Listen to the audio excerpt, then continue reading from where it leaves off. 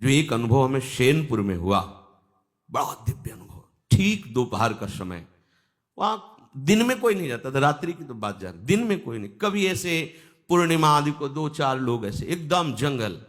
24 घंटे में 2 रोटी और इतनी अरहर की दाल के सिवा कभी कुछ नहीं था, ही नहीं कुछ। कि वहां फल फूल लोग आ रहे जा, कुछ नहीं, एकदम ऋषि भूमि। अभी है, तपोभूमि है वो।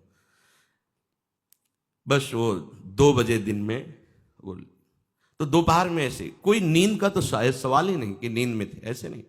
एक ऐसे बारंडा टाइप पुराना था, बहुत सी लता, गंगा जी ऐसे सामने लेटे हुए थे, मंत्राकार वृत्ति।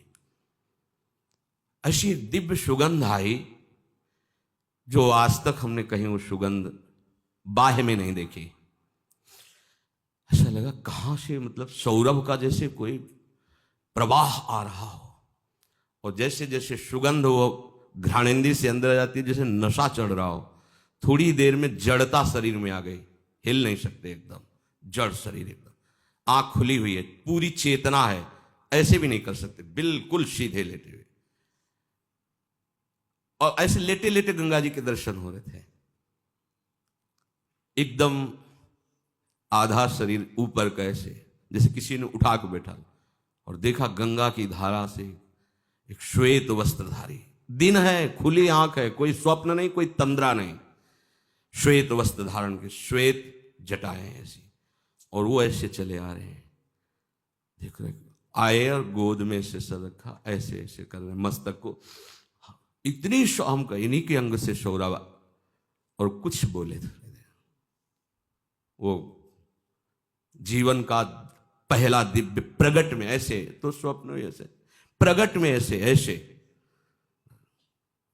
कुछ कहा, कुछ बोले, इसके बाद सीधे ऐसे, और गंगा ऐसा पार आनंद कि वो बताया नहीं जा सकता। ऐसा जब आप उस सीमा को पार कर जाएंगे जहां कहीं किसी से अपनापन नहीं, शरीर से भी नहीं, वहां सैकड़ों बिच्छी ऐसे घूमती थी जैसे काले चींटे घूमते ना, भूरे काले चींटे, ऐसे बिच्छियां घूमती थी, बिच्छखापर, सांप, कई तरह, जंगल पुराना, गंगा जी का एकदम किनारा ना, कभी भी कुछ भी हो सकता है वहां। और 2 ही लोग इधर हम लेटे थे, एक पंजीरी बाबा थे, वो दूर एक उनकी कुटिया थी, उसमें वो लेटे रहते, वृद्ध थे वो, पर बड़े तपस्वी थे, वहां कोई और टिक नहीं सकता था।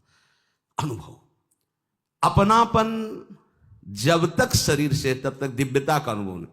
हम बहुत अंदर लालायित रहे कि इनसे पूछे आपको का परिचय, पे हिम्मत, मतलब वो एकदम ऐसी जड़ता भाव थी कि हिम्मत ही नहीं पड़ रही थी पूछे। बाद में पता चला, वर्षों बाद में पता चला कि अमुक अमुक महापुरुष प्रकट होकर के बताया। भगवान आकर्षण पैदा करने लगते हैं, भगवान आकर्षण पैदा करने। उसी के बाद फिर भाई जी महाराज राधा बाबा का दर्शन ऑफिस में हुआ, नेत्र के सामने ऑफिस प्रकट है, ऐसे भाई जी करके, ऐसे क्या जानना चाहते हो, ऐसे चश्मा ऐसे कर, और पूज्य राधा बाबा बगल में बैठे हैं। उनसे यही प्रश्न किया था, श्री कृष्ण की प्राप्ति कैसे होगी? ऐसे देखे और बोले, जब श्री कृष्ण बन जाओगे तो श्री कृष्ण की प्राप्ति हो जाएगी।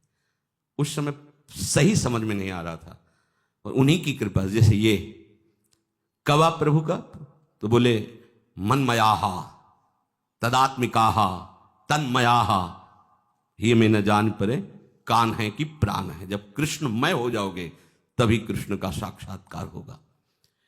फिर तो झड़ी लग जाती है अनुभवों की। वृंदावन तो चमत्कार का समुद्र है, फिर किसी को समझाने की जरूरत नहीं थी कि भजन करो, भजन आनंद प्रदान, ये सब बहुत, फिर वो तो नशेबाज हो जाता है। प्रभु के नाम का नशा, प्रभु की लीला का नशा।